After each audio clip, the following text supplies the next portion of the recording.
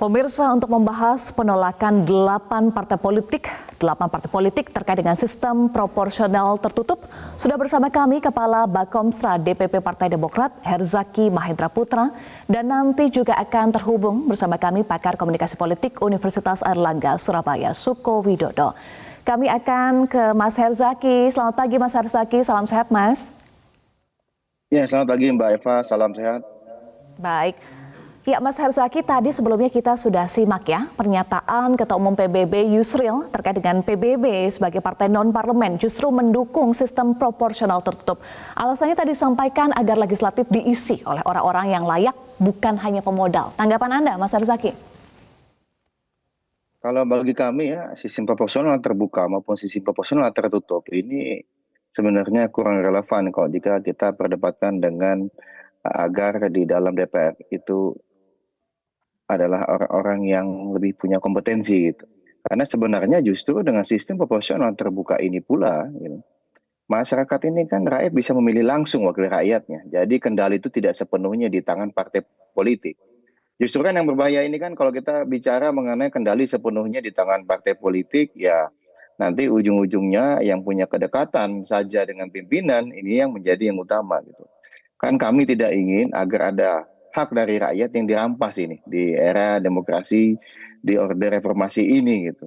Karena jika rakyat tidak bisa memilih wakil rakyat secara langsung, ini kan sama saja memilih kucing dalam karung istilahnya gitu.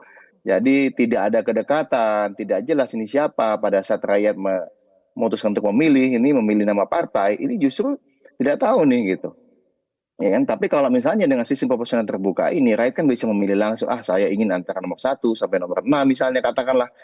Partai kan sudah menentukan misalnya pilihan 1, 2, 3, 4, 5, 6. Tetapi kemudian rakyat tetap bisa memiliki kendali dalam konteks, saya sepertinya lebih senang atau lebih tepat ini. Sepertinya yang dengan wakil yang nomor 5 gitu. Jadi kalau bagi kami justru keliru nih kalau misalnya bicara mengenai wakil rakyat yang lebih kompeten, kalau dengan menggunakan sistem yang tertutup. Karena kompetensi dari wakil rakyat itu sebenarnya kan ruangnya ada di partai politik. Apakah partai politik itu melakukan sistem kaderisasi, sistem pembinaan kader yang pas gitu, kemudian rekrutmen caleg-caleg yang berkualitas gitu. Misalnya kalau kami Demokrat, sejak awal dalam menyeleksi ada kriteria tertentu gitu, bukan hanya populer atau mohon maaf punya logistik, bukan, tetapi kita melihat dan mempelajari kompetensi, jejak rekam, kapasitas dan kapabilitas. Nah, disinilah bagaimana mekanisme internal partai politik itu ya yang sebagai saringan awal gitu. Ya, jadi kalau kami lihat malah tidak relevan ini gitu. Wah, kita agar bisa lebih kompeten, kita harus kembali ke sistem yang tertutup.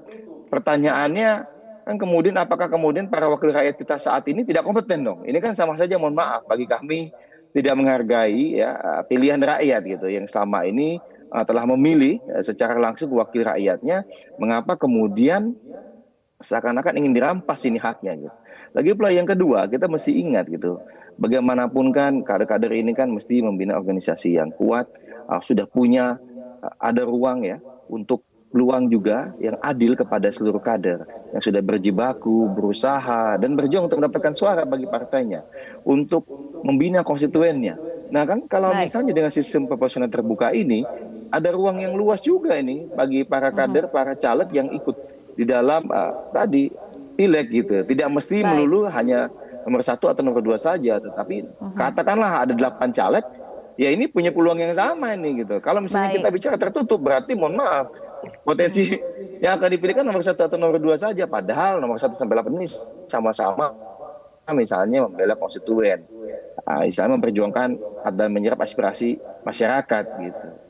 Baik, Mas Herzaki, jadi Anda tidak sepakat tadi dengan pernyataan Ketua Umum PBB yang menyatakan bahwa dengan proporsional tertutup ini bisa diisi oleh orang-orang yang layak, bukannya pemodal, tapi Anda sampaikan bahwa justru dengan sistem proporsional terbuka bisa menjamin figur lebih berkualitas ya. Nanti kita akan lanjutkan lagi, tetapi sebelumnya saya akan menyapa yang bergabung bersama kami juga dalam diskusi ini adalah Guru Besar Ilmu Politik Universitas Paramadina Khairul Umam.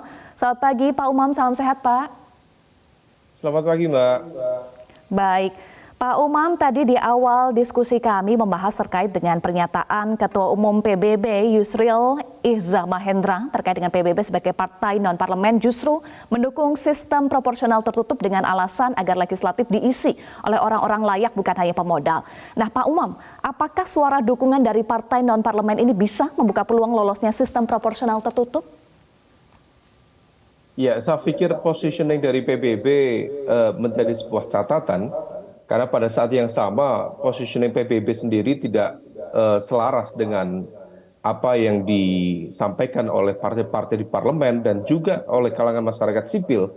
Ini bukan hanya terkait dengan sistem proporsional tertutup atau terbuka, tetapi juga ketika kemarin menyikapi Perpu Ciptaker, sehingga memiliki interpretasi yang sangat berbeda. Nah, terkait dengan ini, saya pikir apa yang disampaikan oleh PBB sah-sah saja sebagai sebuah realitas demokrasi.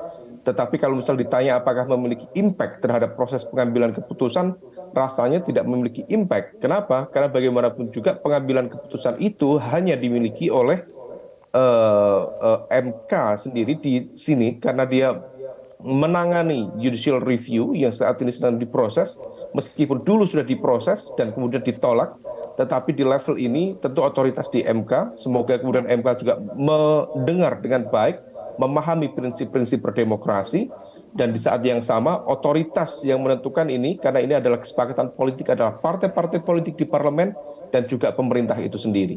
Jadi saya pikir apa yang disampaikan PBB adalah sebuah ekspresi kebebasan di dalam konteks berdemokrasi, meskipun secara impact politiknya relatif minim untuk kedepannya.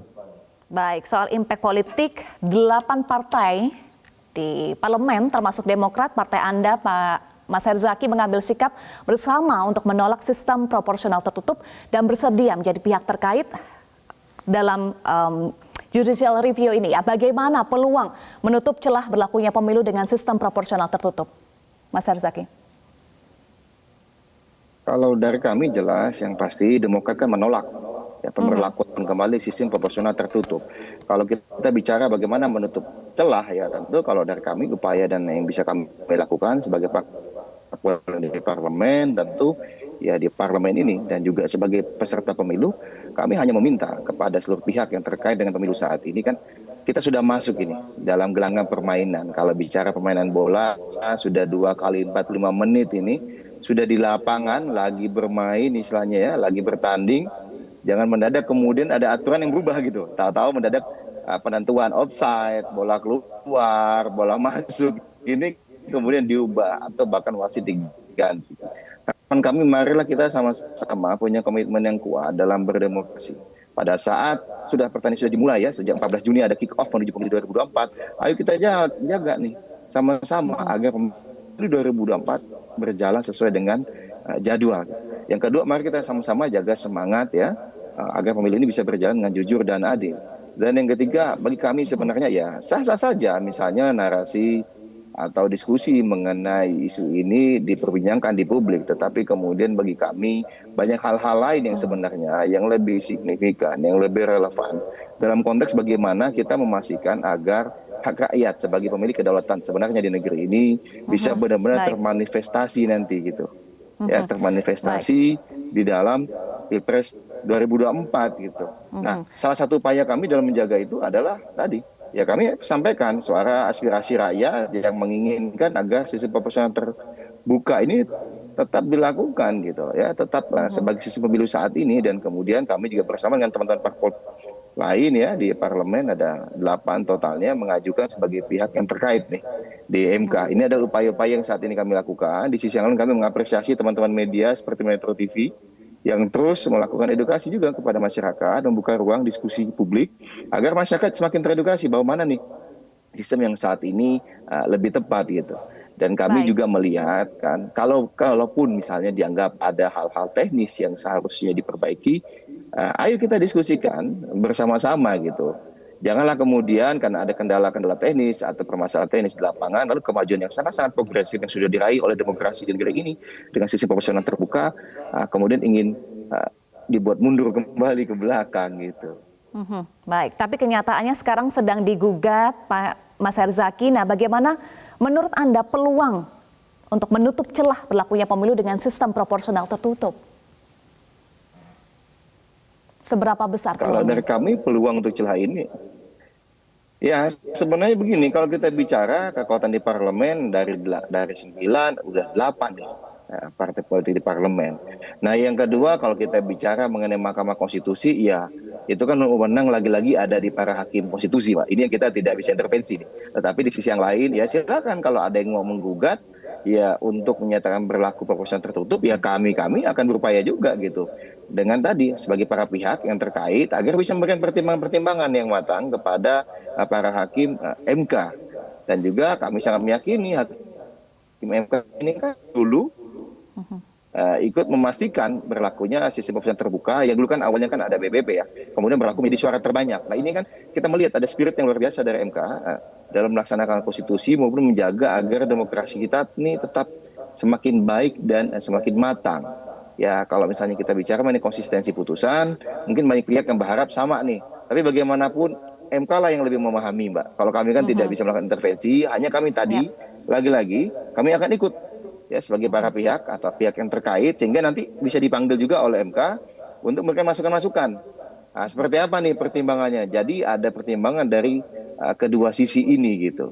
Dan kemudian kami harapkan teman-teman media, katakanlah tadi Metro TV dan teman-teman media lainnya terus nih menggaungkan ini, diskusi ini sehingga jelas ini bahwa memang saat ini sisi proporsional tertutup itu tidak layak untuk kita kembali ke saatnya gitu. Mas Kalau ingin Herzaki, progresif, Pak Umam, ada permasalahan-permasalahan saat ini dengan terbuka, silahkan aja kita bisa maju, lebih maju sistem yang lain, bukan malah mundur nih. Gitu. Baik.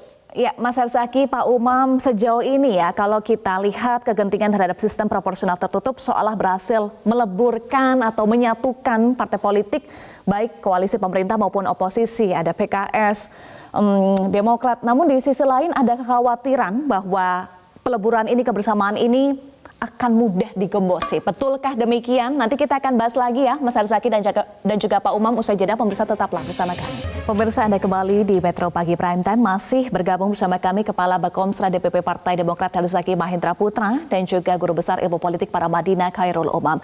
Tadi pertanyaan saya sebelum jeda, Mas Herzaki dan juga Pak Umam, sejauh ini kegentingan terhadap sistem proporsional tertutup seolah berhasil menyatukan partai koalisi pemerintah dan juga oposisi. Namun di sisi lain ada kekhawatiran kesamaan sikap itu akan mudah digembosi jika komitmen 8 partai tidak solid. Nah, tanggapan Anda terkait dengan hal ini?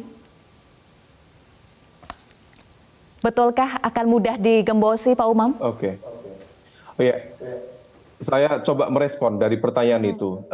Soal digembosi dari proses diskusi, proses komunikasi yang ada, tentu itu membuka ruang terjadinya itu.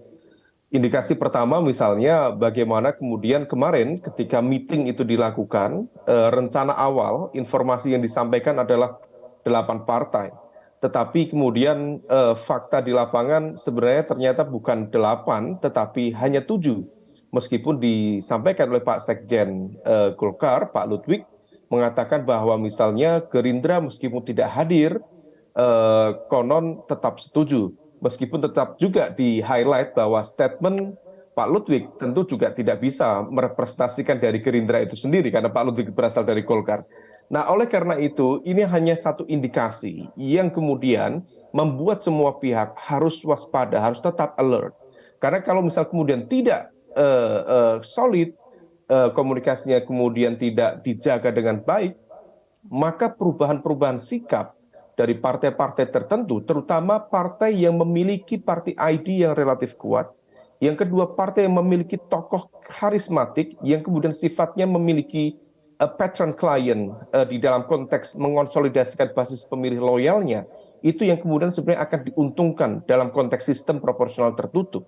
Nah, oleh karena itu, apa yang kemudian terjadi kemarin adalah upaya untuk mendorong supaya kemudian masing-masing pihak betul-betul sebenarnya mengajak untuk taat konstitusi. Ini kan problem akarnya adalah ketika ada 1-2 pihak yang mencoba memaksakan sebuah kehendak aturan karena memang tidak taat atau tidak disiplin berkonstitusi. Kalau misal kemudian berpikir runtut sebenarnya, upaya untuk mendiskusikan ini harusnya sudah selesai di tahun 2021 ketika Komisi 2 mencoba untuk mengutak-atik, mencoba untuk mengkaji ulang Undang-Undang Nomor 7 Tahun 2017 tentang pemilu. Apakah kemudian akan dilakukan amandemen, apakah ada penyesuaian, dan waktu itu kesepakatannya tidak ada. Nah, kemudian ketika waktu berjalan, muncul satu ide. Ketika nomor urut dimunculkan, tetap dengan nomor urut lama, karena banyak partai-partai misalnya di pemerintah yang juga kebetulan memiliki nomor urut yang cukup cantik, akhirnya kemudian disepakati. Maka keluarlah Perpu nomor 1 ya, tahun 2022. Ketika Perpu nomor 1 tahun 2022 tentang Undang-Undang Pemilu dikeluarkan, hanya berselang beberapa minggu kemudian muncul wacana tentang pengembalian sistem proporsional terbuka, dihapus, kemudian kembali kepada proporsional tertutup. Saya pikir ini adalah sebuah proses berpikir yang tidak logik dan bentuk ketidakdisiplinan di dalam konteks berkonstitusi. Karena bagaimanapun juga kalau misal itu dilakukan, saya pikir apa yang di proses yang ada di DPR itu kemudian menjadi tidak relevan ke depannya.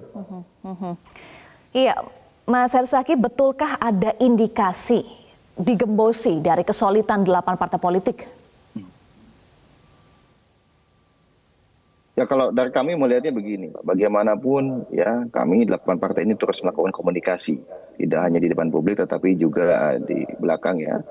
Terus ada komunikasi, misalnya kemarin di hari Minggu ada pernyataan sikap, ini kan juga melalui bagian dari proses yang sebelumnya telah dilakukan komunikasi lintas partai, sehingga kemudian sepakat bahwa ini suatu hal yang sangat-sangat krusial ya, bagaimana kita menjaga agar tidak ada hak rakyat yang dirampas di demokrasi saat ini. Makanya kemudian ketua-ketua umum melakukan statement di hari Minggu lalu. Lah kemudian baru saja kemarin kita juga tahu bahwa di parlemen ya para pimpinan fraksi dari 8 partai ini juga melakukan statement gitu, pernyataan sikap kepada publik. Gitu. Nah di sini kan ada satu koherensi, ada paralel ya antara pimpinan partai, kemudian juga di parlemen kita punya sikap yang sama. Ini adalah bagian dari upaya melakukan terus konsolidasi agar tidak mudah digembosi tadi gitu.